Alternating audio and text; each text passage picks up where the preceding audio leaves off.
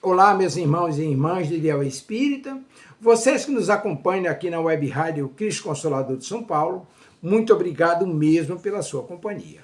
A nossa página Estação da Luz Espírita não tem fins lucrativos.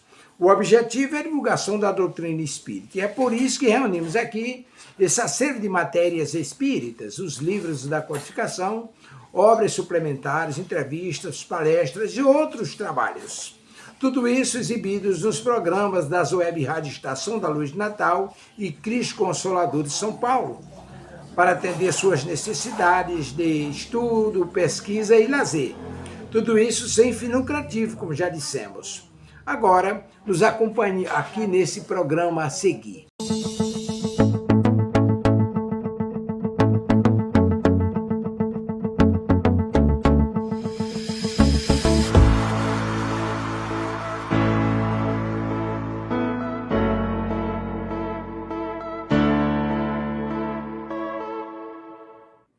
Boa noite, boa noite, boa noite. Mais um dia com Joana de Ângeles. Sejam muito bem-vindos ao nosso canal da Rádio Web Cristo Consolador. Vamos, nesse momento, fazer uma pequena rogativa ao Senhor para pedirmos, nesse momento, que nos abençoe a todas as pessoas que aqui comparecem, seja de tarde, de manhã ou de noite. Pedimos pela nossa querida direção da Rádio Web Cristo Consolador e a todos os participantes que voluntariamente trazem as suas mensagens, que possamos rogar a Deus, nesse momento, que tenhamos uma noite de muita proteção, muita luz, que assim seja. Oi, Ritinha, você é a primeira que chegou. Que bom, seja bem-vinda. E vão sendo bem-vindos todos aqueles que até não veem, não entram no chat, mas estão aqui nos dando a honra de participar, né, desse trabalho que não é nosso, é um trabalho de Jesus e com Jesus. Bom, hoje o nosso tempo... Oi, querida Didi, mas não acredito. Que bom que você está aí, amiga. Bom, nosso início de trabalho hoje, nós vamos conversar sobre um tema que Joana traz, chamado agitação espiritual. Bom, ela já começa no primeiro parágrafo dizendo o seguinte: observa a volúpia dos desequilíbrios que tomam conta da Terra, nesse aspecto desagregador das estruturas morais do ser, da família, das instituições vigentes. Bom, a Joana inicia utilizando uma palavra forte, né? Volúpia, que sugere um prazer intenso, né? A volúpia, e quase viciante no erro ou no desajuste. Espiritualmente, isso reflete o estágio de provas e expiações, onde a transição planetária expõe as chagas morais para que sejam curadas. Bom, cientificamente, podemos relacionar isso à anomia social, que é um conceito da sociologia e psicologia social, onde as normas que regem o comportamento perdem a sua força, gerando uma desagregação da identidade individual e coletiva. Oi, Carlos. Quando as estruturas morais fraquejam, o indivíduo perde o senso de pertencimento e segurança, o que vai afetar diretamente a saúde mental familiar. Aí ela continua. As valiosas conquistas da inteligência e da tecnologia não têm conseguido modificar as paisagens espirituais das criaturas humanas, pelo menos no sentido geral e erguendo a patamares de civilização e ética vivenciais mais elevados. Nesse pequeno parágrafo, ela quer dizer o seguinte: Joana destaca o abismo entre o progresso intelectual e o progresso moral, conforme a questão 785 do Livro dos Espíritos. Possuímos tecnologia de ponta, mas o homem interior ainda lida com paixões primitivas. Sob a ótica da neurociência, temos um neocórtex atualmente desenvolvido, que é o responsável pela lógica e tecnologia, mas que ainda é frequentemente sequestrado pelo sistema límbico, as emoções e os instintos. E pelo tronco encefálico, o conhecimento técnico não garante, por si só, a maturação do lobo frontal, onde residem o julgamento ético e a empatia. O que está, e para mim é fascinante, as explicações que a neurociência traz exatamente na questão 785, que, claro, Kardec não dá essa explicação, mas quando ele fala do progresso intelectual e o progresso moral. Então, veja bem, quando ele diz que possuímos uma tecnologia, quando nós hoje vimos, não, ele não diz isso, que possuímos, como é que se diz, uma tecnologia de ponta, porque o que que nós estamos vendo agora, nesse momento, é uma coisa fascinante, chega a ser um pouco aterradora dessa tecnologia, das possibilidades até dos robôs, que são quase humanos.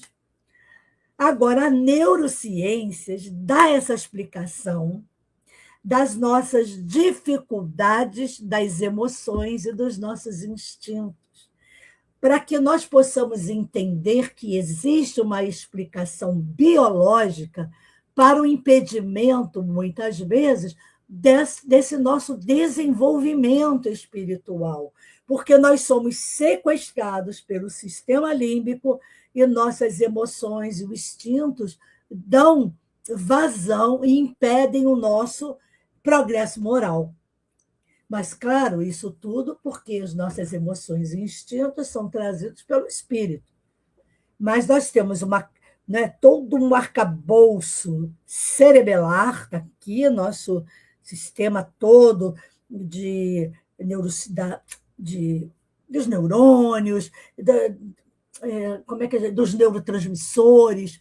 Então, está tudo aí nos mostrando que o nosso desejo, as nossas vontades, paixões, instintos influenciam em todo o nosso sistema, né, do cérebro, tudo isso, sistema límbico, todos esses sistemas influenciam. E aí vem a gente falar depois, não é, da nossa, como é que a gente pode dizer, do nosso compromisso na oração, novos pensamentos, no nosso comportamento. Porque aí ela vai dizer aqui que legiões de desvairados se utilizam, pelo contrário, desses recursos preciosos que se lhes encontram ao alcance. E, em face do primarismo que os assinala, nos aplicam de maneira perturbadora, dando largas aos instintos perversos que adquirem cidadania cultural. Isso é uma coisa assim espetacular que a Joana está dizendo, porque ela aponta aqui um fenômeno moderno. Sim, um fenômeno moderno, falando da intelectualidade a serviço do mal. Olha que coisa tenebrosa. O primarismo que ela se refere está falando da falta de evolução espiritual E quando ela diz que instintos perversos adquirem cidadania cultural, ela está se referindo à normalização da violência e do egoísmo na mídia e nas redes sociais. Então, psicologicamente, isso pode ser visto como fortalecimento de uma estrutura chamada id, que são os instintos, sobre o superego, que é um construto freudiano, que estão ali os valores morais.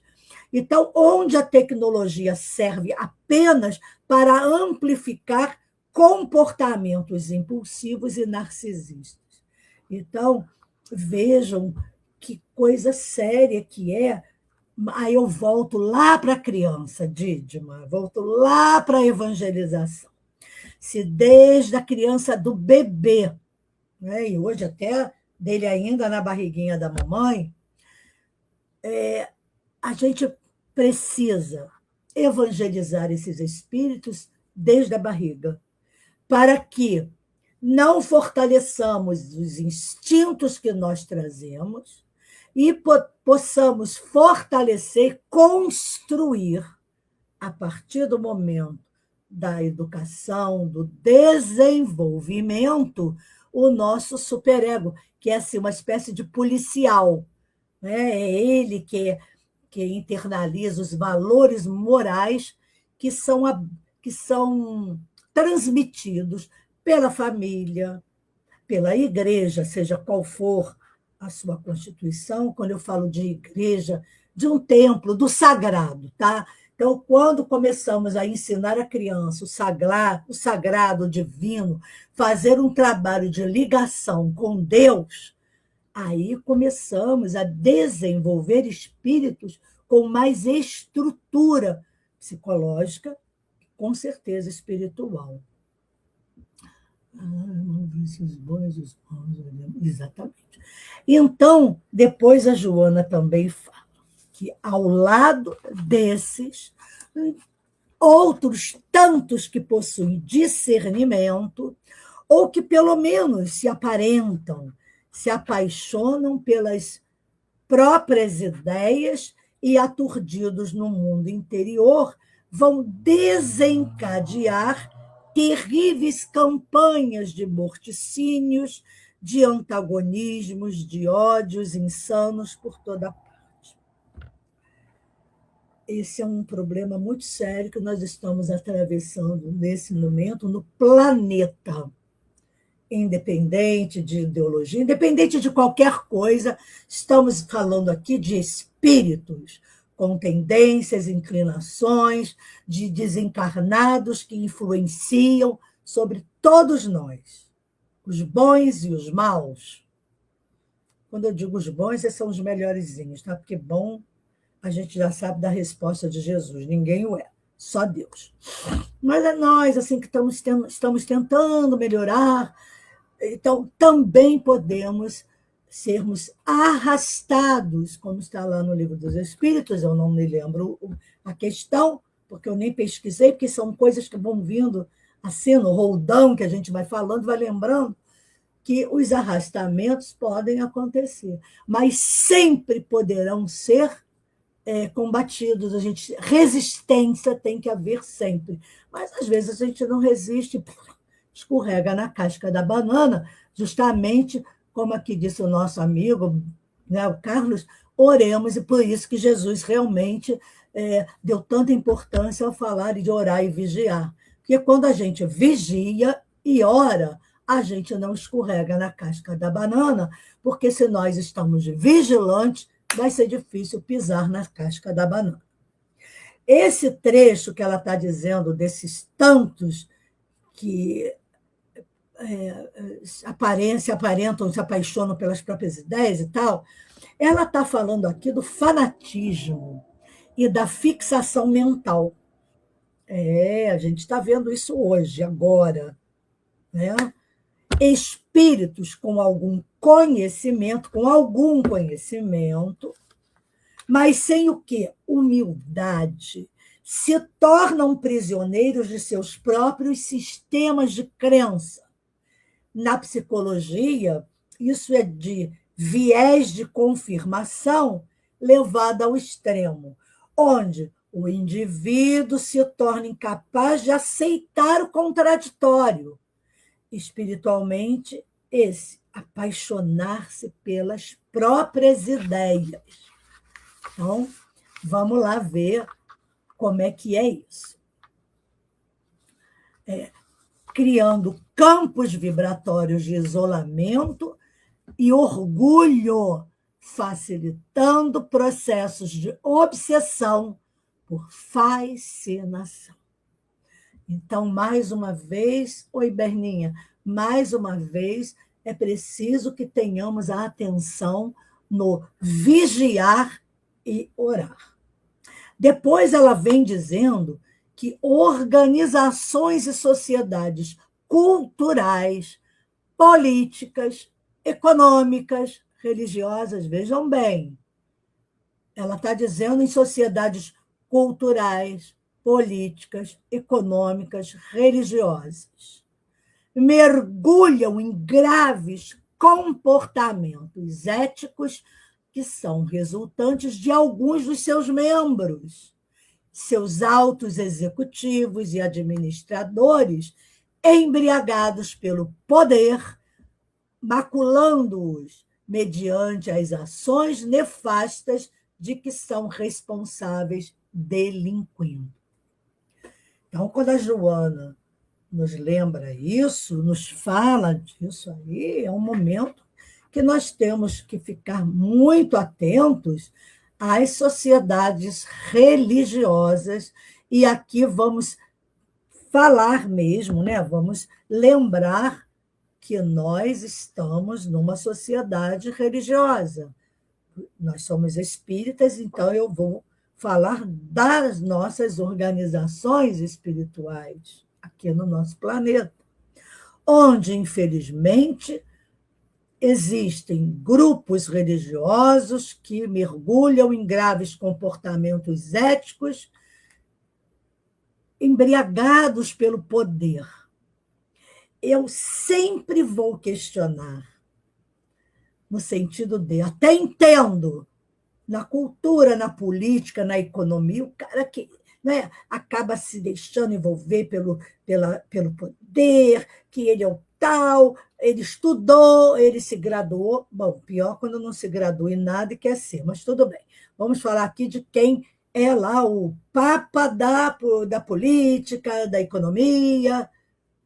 Eu até entendo, tá, mas religiosa eu não tenho como aceitar, principalmente os espíritas, nós espíritas, nos deixarmos embriagar para o poder. Eu gostaria, inclusive, de que quem realmente tem conteúdo espiritual, quem conhece doutrina espírita, eu gostaria de fazer uma pergunta: qual poder?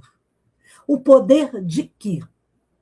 De repetirmos os velhos padrões da época da sociedade, né, espiritual feudal, que o poder era para que pudesse exercer nos seus discípulos, naqueles que os seguiam, levando todo mundo para o buraco, não é cego caminhando com cego, mas quem tem um olho é rei, não é isso?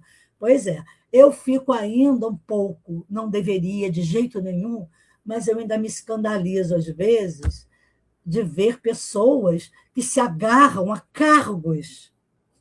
O pior de tudo não é cargo, é ter uma função qualquer dentro da casa espírita, ou de psicografia, ou de comunicação, ou de vidência, principalmente, que a pessoa se imbui numa coisa de poder, não sei de quê, como se ele fosse um escolhido do Senhor, uma pitonisa. É a pitonisa da casa espírita, então, sabe tudo. Essa pitonisa jamais tem nenhum problema espiritual e ela também não escorrega na casca da banana, não é? Porque mentores espirituais de alta luz não podem, nem se aproximam de pessoas que acham que elas são a porta-voz do céu. Então, eu fico preocupada aonde nós vamos com essas inconsequências, delinquindo, maculando um trabalho tão maravilhoso que é da espiritualidade. O trabalho é de Jesus, não é nosso. Nós somos meros trabalhadores de última hora até, e é uma grande honra. Agora, a gente tem que ter cuidado para não fazermos como aqueles que vão postergando, deixando para lá, até chegar o momento da grande chamada. Bom, então, essas organizações, vamos continuar essa nossa análise, quando ela fala que ela também vai explicar, dentro desse parágrafo, nós podemos explicar aqui que Joana está descrevendo a corrupção institucional. E, espiritualmente, o poder sem amor é um convite à queda, pois vai ampliando o nosso orgulho, o nosso egoísmo. E, cientificamente, a psicologia organizacional, inclusive, estuda o lado sombrio da liderança, chamado tríade sombria, que encontra-se dentro do narcisismo, o maquiavelismo e a psicopatia, onde indivíduos em cargos de comando perdem a conexão empática com a base, agindo apenas por reforço de prazer imediato, dopamina do poder. A embriaguez mencionada é uma alteração do estado de consciência que cega o discernimento moral. Que triste saber que, mesmo dentro de uma instituição religiosa, seja qual for a sua denominação, possam existir pessoas no tal poder ou algum cargo que sejam narcisistas, maquiavélicas e até psicopatas. Então, a gente precisa realmente ter muito cuidado com tudo que fazemos, em quem nós damos aval para comportamentos esdrúxulos dentro, principalmente, das instituições religiosas. Depois a Joana fala para onde se dirige o olhar, se vêem a beleza e o horror em confronto chocantes. As emoções incapazes de suportar os enfrentamentos desgastantes se desequilibram e os transtornos se lhes instalam multiplicados, aturdindo uns, alucinando outros indivíduos através da inarmonia interior. Então, vamos refletir nesse outro parágrafo de Joana. Ela aqui aborda o estresse crônico e o colapso emocional. Vivemos em um mundo de contrastes, não é? Tecnologia avançada versus miséria moral. E a neurociência vai explicar que a exposição constante a esse horror que a Joana está se referindo e ao estresse, ele vai ativar um eixo chamado HPA, hipotálamo, pituitária e a adrenal. Inundando, eles se unem, os três, e vão inundar o nosso corpo de cortisol. E quando esse estado é permanente, o cérebro perde a capacidade da sua homeostase, resultando em transtornos de ansiedade, depressão e surtos, alucinações ou atordoamento. E espiritualmente é a falta de sintonia com o mais alto que deixa a casa mental, vamos lá, em André Luiz, desprotegida contra essas pressões externas. Então, vamos refletir como a neurociência está trazendo para nós explicações cada vez mais maravilhosas em concordância, não é? É a ciência que Kardec disse, né? Porque ele já não está aqui, mas ele ainda está aí, que Kardec fala da comprovação científica daquilo, dos ensinamentos do próprio Mestre Jesus. Uma vez eu ouvi uma palestrante famosa dizendo, depois ela está sendo até, infelizmente, aí denunciada, dizendo, falou alguma coisa de Jesus, uma coisa moderna lá do passado, não isso, porque ela não fala de neurociências, ela falou, bom, isso foi porque na época, vejam bem, a gente tem que ter cuidado, nem Jesus sabia. Parei de assistir. Eu paro de assistir alguém quando fala certas bobagens que não são perdoáveis. Aí ela explica, Jesus não sabia, porque naquela época não tinha isso, não tinha aquilo. Como assim? Então a gente tem que estudar, a gente precisa se embasar. Jesus não falava de HPA para nós, porque a gente não ia saber nem o que é isso. Se ele falasse que nós temos hipotálamo, uma pituitária e uma adrenal, que são as glândulas adrenais, que ficam acima dos rins, as pessoas iriam pensar o quê? Eu achar que Jesus estava viajando na maionese também seria uma linguagem totalmente... Jesus não faria isso conosco, porque Jesus ele sabia falar conosco de acordo com a nossa evolução e sabe até hoje. Nós ainda somos quase, ainda seres rastejantes, bebezinhos engatinhando. Imagina se nós vamos pegar uma criancinha de 1 aninho, quando ela dá um ataque lá de malcriação, vamos dizer para ela, você está inundando o seu corpinho de cortisol, filhinho. Não pode, porque você está estressando o eixo HPA. A criança vai olhar e vai chorar mais ainda, pensando que a gente está xingando ela. Então, Jesus sabia que a gente ainda não tinha condições para entender. Então, ele foi falando de outras formas, de formas mais amorosas, de que nos tocassem, porque nós éramos e ainda somos seres muito carentes. Naquela época, a cultura era ainda mais carente, porque era uma cultura, era um povo escravo, não tinha um conforto espiritual.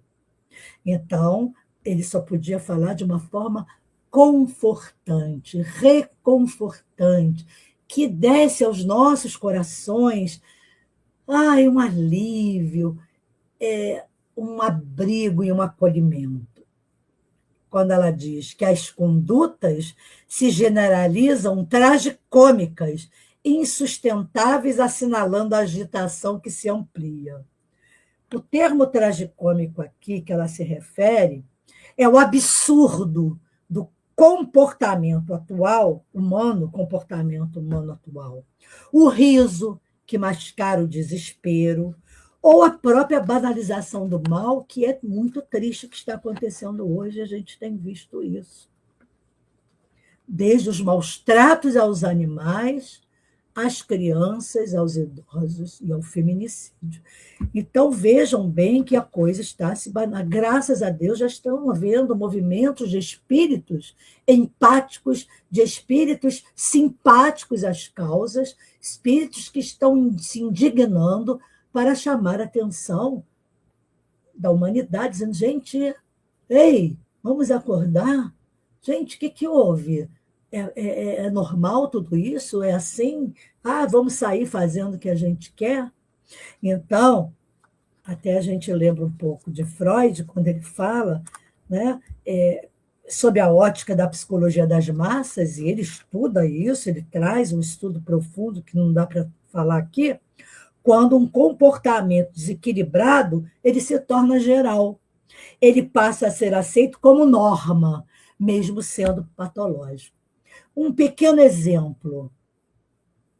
Uma pessoa que já é desequilibrada, já tem um comportamento que não é lá muito, dentro de um grande estádio de futebol inflamado. Esse comportamento é como se ele pegasse no outro, como um resfriado, e aí todo mundo se junta para se rebelar contra aquilo que não quer aceitar a derrota do time. É o que chamamos de patologia social, onde a agitação, que é a ansiedade coletiva, se torna ritmo padrão da existência. Então, capazes de cometerem os atos mais bizarros, esdrúxulos e tenebrosos. E que a pessoa, mesmo desequilibrada sozinha, ela não tem coragem de fazer daquela forma. Então, a Joana diz o seguinte: não padecem dúvidas que o intercâmbio espiritual inferior se torna preocupante, em razão de se apresentar em caráter epidêmico. Isto porque há uma perfeita identidade vibratória entre os desencarnados infelizes e os deambulantes nas roupagens físicas procedentes das mesmas regiões da erraticidade. É a grande legião trevosa da elite trevosa. Então, infelizmente, aqui nós podemos explicar que entramos na obsessão coletiva. Joana, quando fala do termo epidêmico, para descrever como os pensamentos de ódio, medo, prazeres se espalham, prazeres vis se espalham. E essa identidade vibratória é a lei de afinidade. Fisicamente, podemos até comparar isso à ressonância. Se dois diapasões estão na mesma frequência, um faz o outro vibrar, não é? O diapasão, aquele aparelho que a gente até mede a aura, mede, não é, o perispírito. Se o encarnado mantém pensamentos de baixa vibração, ele ressoa com os desencarnados na mesma hora, na mesma faixa, criando um círculo fechado de perturbação. Eu sempre, eu já faço isso há algum tempo, porque também se a gente não aprende de tanto apanhar, adeus, é melhor rasgar tudo e ir para o cinema. Mas eu sempre falo com as pessoas que elas não se deixem aprisionar nesses círculos fechados de perturbação, quando essas vibrações começam a ressoar em nós, porque elas podem ressoar, sim, nas nossas reencarnações passadas, nossos ganchos, nossos gatilhos. Então, precisamos, mais que nunca, vigiar e orar e nos afastar naquele momento, porque a Joana fala de que, desde que permanecem nos propósitos infelizes em que se comprazem, veja bem, se comprazem, mantém o comércio nefário, desse modo apressando os processos evolutivos por meio de quê? Do sofrimento. Quando ela fala aqui do comércio nefário, ela está dizendo da troca de energias doentias entre encarnados e desencarnados. Chamamos de vampirismo energético. Do ponto de vista da psicologia comportamental, pode ser visto como um sistema de reforço negativo. O indivíduo busca um alívio temporário em vícios ou paixões, o que atrai companhias espirituais que vão estimular esse desejo, retroalimentando esse ciclo. Então, vem o sofrimento, surge como mecanismo de freio pedagógico da lei divina para forçar a mudança de rumo. Porque no momento que passa a ser um sofrimento, aquele vício temporário, é o freio divino, que a lei divina, pedagogicamente, nos força a mudança de rumo. Peraí, por que eu vou continuar frequentando barzinhos de madrugada e caindo nessas ciladas dos encontros fortuitos ou das bebidas demasiado? das drogas ilícitas, seja do que for, de um comportamento nefasto. Então, pode ter uma doença, né? A pessoa pode ser atacada por algum mal, e aí passa a sofrer aquele mal, não tem mais tempo de ir para o barzinho. Mas aí é o freio. Deus nos ama tanto, tanto, que Ele traz esse tipo de sofrimento para nós, dentro dessa lei divina, para que a gente não caia mais. Porque o poço da queda não tem fundo. Joana fala isso. Então, a gente precisa ter cuidado para não cair dentro desse poço. Então, Deus é tão misericordioso que Ele nos ampara e nos deixa, naquele momento, estacionados, sofrendo, para que a gente possa sair desse poço e retomar a nossa vida nesse processo evolutivo. Então, vejam a sabedoria divina. Lamentável, no entanto, diz Johanna, é a ocorrência da avalanche de desaires em crescimento, arrastando pessoas que se deveriam acautelar para se evitar esse contágio maléfico. Eu posso estar dentro lá vendo escola de samba. Jesus frequentava todos os lugares. Mas ele se contaminava? Não. Se eu estou vendo uma escola de samba, seja lá o que eu estiver apreciando, um espetáculo, eu posso estar ali por vários motivos. Gostar de ver, de ouvir o samba-enredo, ver as cores, as fantasias, posso ainda estar nesse meu nível, não é? Mas eu posso estar ali sem me contaminar com o entorno, com a promiscuidade, com as bebidas, com tudo que possa me prejudicar, que não seja apenas a alegria de estar vendo as pessoas, observando, não julgando no sentido de absolutamente nada, mas ali, porque muitas vezes podem ter nos convidado, porque ficaria naquele momento muito desagradável, às vezes a gente reagir de não vou porque não posso me contaminar, porque eu sou espírita. Pelo amor de Deus, Jesus aceitava todas as festas. Não é? A gente lembra das bodas que Maria, querida Maria, convidou Jesus, e nas bodas acabou o vinho. Ela vai lá para o filho e diz: meu filho, acabou o vinho, o que eu faço? Você pode ajudar para que os nossos anfitriões não fiquem, porque parece que era uma cultura, se acabasse o vinho e estava acabando a festa, sei lá, tinha uma cultura dessas. Então, Jesus imediatamente mandou buscar aquelas bombonas, né, aquelas coisas de jarro lá, que tinha água, e transformou a água em vinho, porque ele queria embebedar todo mundo. Maria estava pedindo para transformar todo mundo, para transformar em vinho, para todo mundo cair na folia. Não, até porque o vinho não era esse vinho, né? Era um vinho fermentado. Mas Jesus acolheu o pedido de sua mãe por entender que era necessário. Não porque ele fosse lá se embebedar, assim, cheio de vinho, mas que era, naquela cultura, era importante.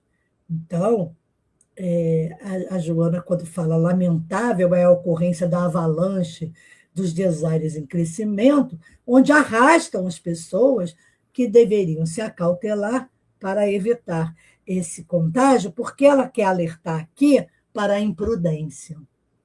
Mesmo pessoas com conhecimento espiritual, eu já havia falado isso no início, podem ser arrastadas se baixarem a guarda. Nós falamos sobre os arrastamentos, que é o vigiar e orar. Na neuropsicologia, nós falamos sobre o contágio emocional. Neurônios espelho nos fazem mimetizar o estado emocional do ambiente. Se não houver uma autovigilância consciente, que é o acautelar-se, o indivíduo é absorvido pela psicosfera densa do ambiente em que circula. Vamos lá, continuando a nossa análise. A Joana vai falar aqui de líderes religiosos. Ai, gente, começou.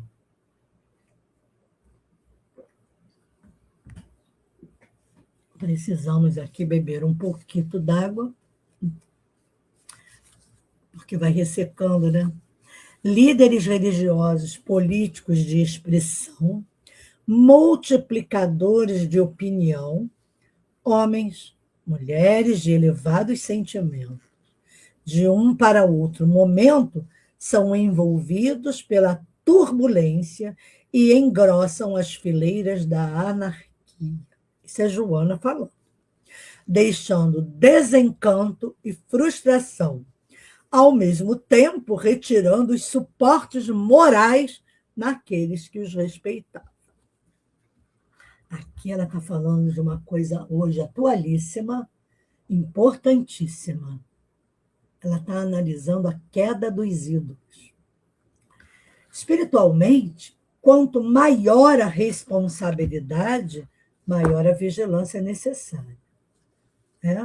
Se eu estou num lugar de certa relevância, eu preciso ser ainda mais vigilante. Porque quando um líder cai, o impacto não é apenas individual, mas ele é coletivo. Pois ele serve de âncora moral para muitos. Você segue aquele líder, né? Aí tem que ter cuidado com o fanatismo. Segue aquele líder porque ele tem moral. Eu adoro lembrar Padre Júlio Lancelotti. Então, na psicologia, isso causa o fenômeno da desilusão, que pode levar os seguidores ao niilismo, que é a perda de sentido. E, cientificamente, líderes estão sujeitos a hubris, que é o orgulho excessivo que cega, onde o excesso de poder e admiração altera a percepção da realidade da própria ética. Aí também o cuidado que nós espíritas temos que ter para não permitir que nos idolatrem, que idolatrem as pessoas que coordenam um trabalho, que dirigem ali por um momento um trabalho, porque isso pode também levar aquela pessoa que ainda não está no estado elevado crístico. E ela pode se envaidecer, ela pode ser invigilante num momento e permitir que espíritos desencarnados se aproveitem e insuflem, concordando com aquele elogio que nem foi dado por maldade, que, poxa, tal, tal. Acabou. É a brecha que a espiritualidade do mal precisa para afundar até uma casa espírita ou uma instituição religiosa. Então, quando ela diz que a balbúrdia e as fugas espantosas para o abismo dos prazeres exacerbantes dificultam a manutenção da alegria real. Estar no mundo sem ser do mundo, exatamente. Eu ia falar sobre isso, até perdi, foi ótimo você lembrar. Podemos estar na escola de samba porque estamos no mundo, mas não precisamos ser do mundo. Então, quando ela diz que esses prazeres exacerbantes dificultam, claro, a manutenção da alegria real, do equilíbrio, da harmonia. Aí perguntamos, para onde caminha a humanidade, diz Joana? 2000 anos de doutrina cristã e uma tão perturbadora colheita de paz. Quando a Joana, nesse momento, ela faz uma diferença do prazer sensorial, fugaz, e da alegria real, estado de espírito. Você pode estar passando fome, mas está ali, sente um estado de alegria real, de alegria maravilhosa com Deus. A gente, às vezes, vê isso naquelas pessoas lá, ribeirinhas, ou do interior, da Caatinga, da Seca. Quando você pensa que, ao abordar uma pessoa dessas, ela vai blasfemar, ela fala de Deus. Não, a última frase. A vaidade é. Então, vocês vejam a pessoa dizer, não, meu filho, nós estamos com muita dificuldade, mas Deus... E a gente vê pessoas de barriguinha cheia falando, eu estou com muita raiva desse mundo, porque eu não consegui comprar meu carro novo, porque eu queria uma roupa. Gente, é o que a Joana está falando, dessa alegria real e do prazer. Então, a humanidade ela busca o entorpecimento para não encarar ela mesma, o vazio interior dela. E neurobiologicamente, o vício em prazeres, que são dopaminérgicos, gera um mecanismo de habituação. Você precisa de doses cada vez maiores para sentir o mesmo efeito, levando à exaustão do sistema nervoso. O que faz a pessoa precisar de doses e doses cada vez maiores? Então, a pergunta retórica da Joana é um convite à reflexão sobre a eficácia da nossa vivência religiosa. O cristianismo foi ensinado, mas ainda não foi plenamente biologizado em nossas condutas. Seria nos viciarmos no bem, seria nos viciarmos na bondade, na beleza, da harmonia, e aí cada vez mais, e isso se tornasse biológico, e nós realmente mudaríamos totalmente a nossa conduta. Depois ela fala que o Espiritismo, por sua vez, ele veio reverter essa ordem torturada, restaurando o sentido psicológico e moral da existência. E à medida que as suas excelentes propostas são aceitas, acostumados ao clima de desarmonia, logo resolvem interpretar a mensagem clara e profunda desse conhecimento conforme a sua emoção. A Joana aqui, ela está dizendo que o Espiritismo é apresentado como terapêutica desobsessiva. Mas ela faz um alerta psicológico importante. A projeção. O indivíduo lê a doutrina através do filtro de suas próprias carências e traumas, conforme a sua emoção. Se o ego está inflado, ele distorce a caridade. Se é autoritário, usa o conhecimento para controlar. É a dificuldade de subjetivação do conhecimento espiritual. Então, às vezes, a gente se surpreende, nossa, como essa pessoa espírita aqui na casa, na hora de dar uma explicação, ela fala de uma forma arrogante, autoritária, porque ela fez uma interpretação parecendo aqueles que estudam em outras denominações religiosas o Velho Testamento, que usa o chicote e, por isso, Paulo adverte. A letra mata, o espírito vivifica.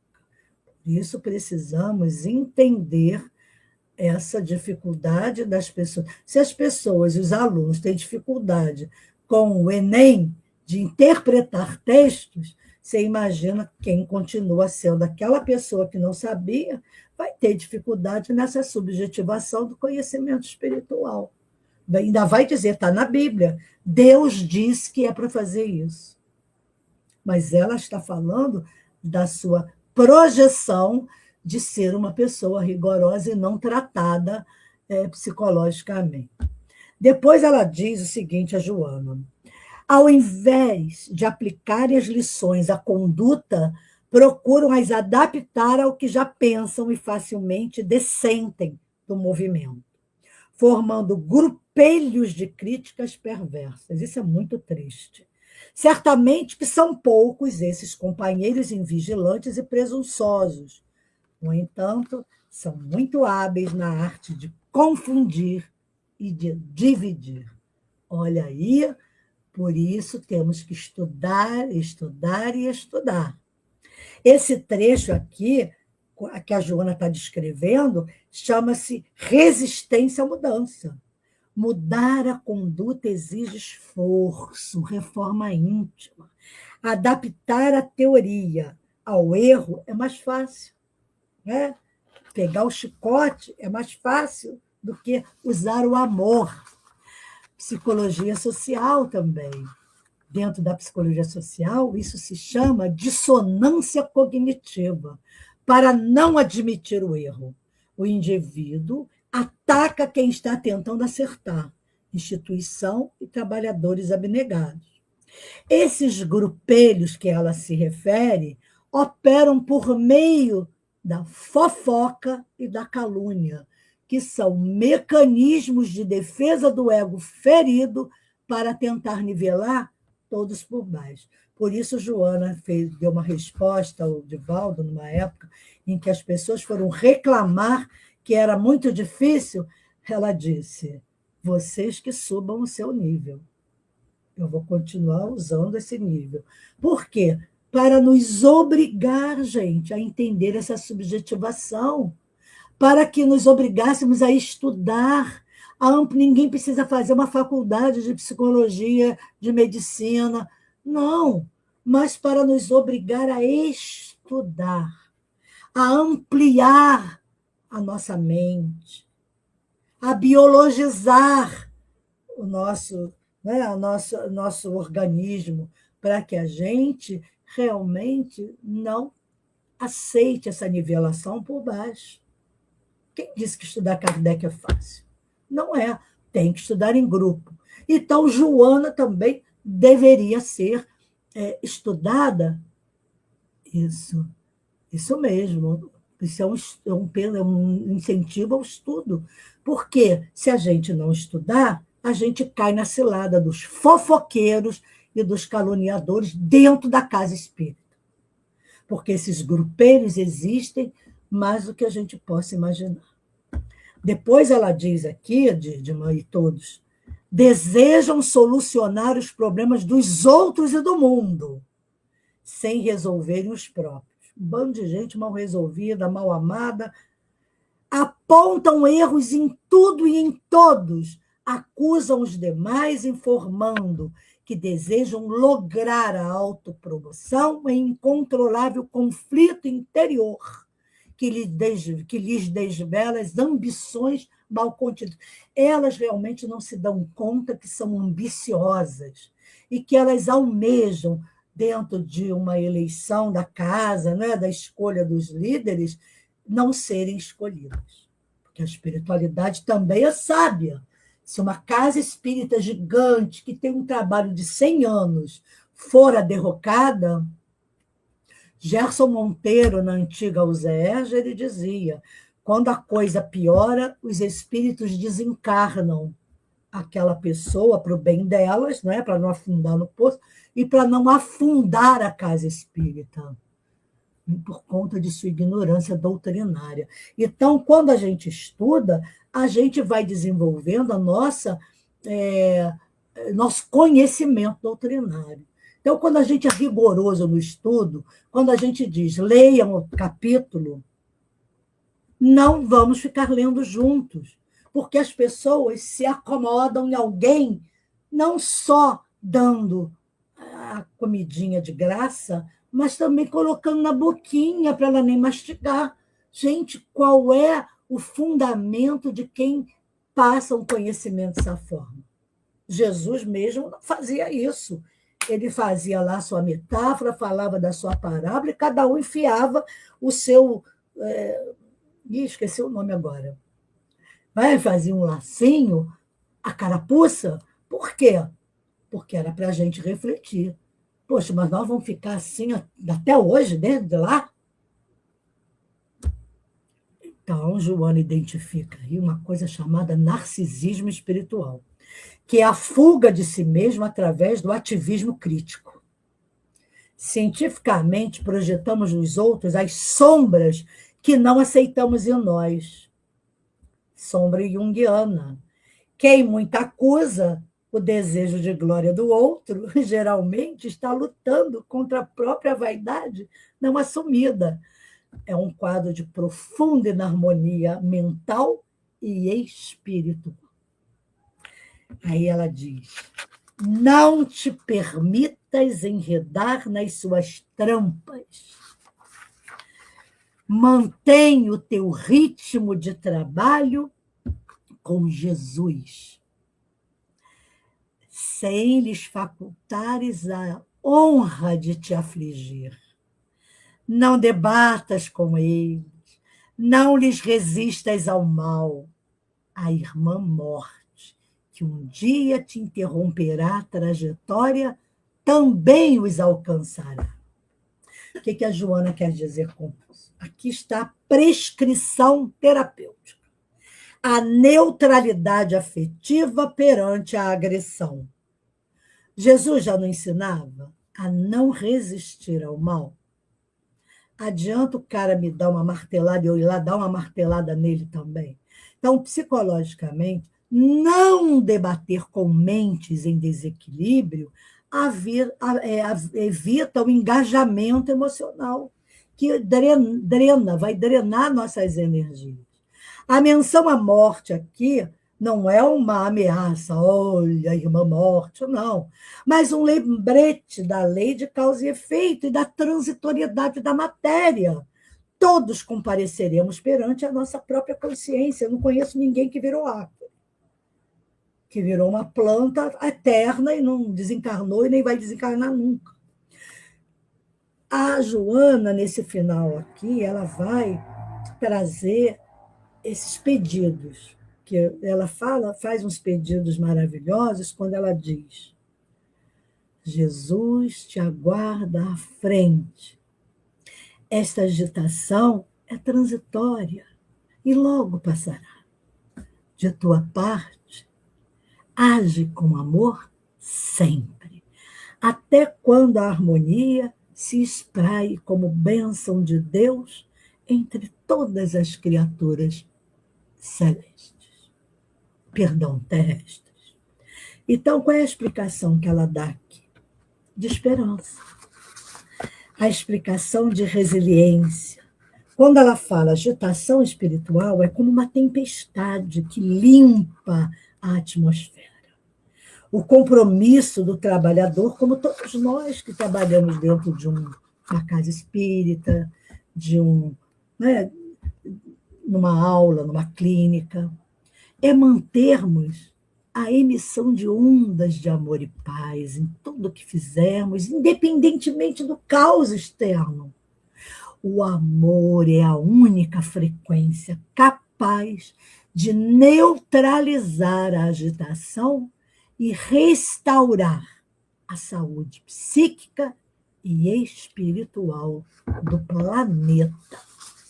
Por isso, a nossa lição de hoje é um grande chamado para que nós precatemos dessa agitação espiritual, nesse momento conturbado do nosso planeta. Que possamos pedir a Deus, nesse momento, nosso Pai, a Jesus, o nosso amado Mestre querido, que possamos agradecer a tantas bênçãos que espíritos como Joana, André Luiz, Emanuel Filomeno, Dona Ivone Pereira, e tantos outros que iríamos desfilar aqui um rosário de nomes de espíritos maravilhosos, como um Chico Xavier, uma Meimei e tantos outros. Aí vem um bordão de espíritos, aquela coisa, mas aí a gente pede a Deus que ilumine todos esses seres de luz, para que possam continuar trazendo para todos nós a mensagem reveladora de Jesus e da nossa querida e amada doutrina dos Espíritos. Vamos fazer um pensamento ao planeta nesse momento de transição, porque as preces estão fazendo muito efeito. Peçamos pela paz do nosso planeta, pela restauração dos homens, para que possamos construir um novo planeta de regeneração. Abençoa, Senhor, transmitindo a tua paz e misericórdia. Muito obrigada, Senhor, obrigada, senhores, que possam dar o like aí, que é de graça, não custa nada, e vai compartilhando para novas pessoas estarem aqui também se inscrevendo no canal Rádio Web Cristo Consolador. Um beijo grande e até a próxima sexta-feira, se Deus assim o permitir.